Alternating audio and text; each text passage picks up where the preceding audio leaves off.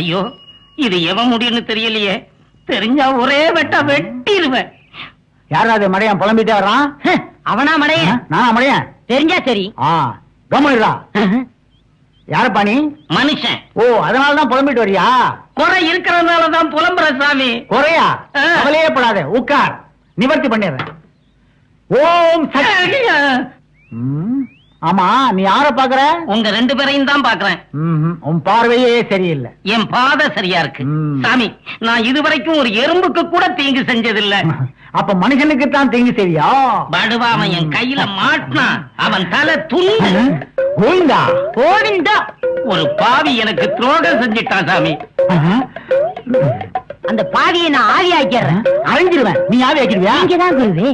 அவன் ஆவி ஆக்குறதோ பாவி ஆக்குறதோ அதை நான் பாத்துக்கிறேன் சாமி. அவனை அடையாளம் காட்ட முடியுமா? அடையாளம்? அவனை பத்தின குறிப்பு ஏதாவது இருக்கா? இருக்கே. கொண்டா. இந்த நரமுடிக்கு சொந்தக்காரன். நரைமுடி. உண்மையிலே இவன் ஒரு மகா பாவிதான். சிஷ்யா, குருவே, ஏடா இலைய இலையா வெத்தல அதுதானே. கொண்டா. இந்தா.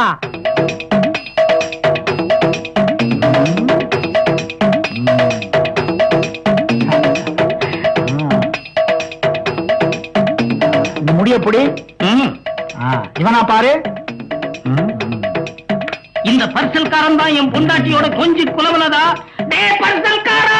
நான் இல்ல, ஒன்ன சொல்லல சாமி. பர்சல்காரனை இன்னைக்கு போய் அவன் தலைய வெட்டிட்டு வந்துடுறேன். யோ, காணிக்க காணிக்க தானே? அவன் தலைய கொண்டு வந்து உனக்கு காணிக்கையா கொடுக்குறியா? என்னது ரெண்டு சாமியார்களையும் காணும்? அட பாவி! டே பர்சல்காரா, இரு வந்து உன்னை கவனிச்சு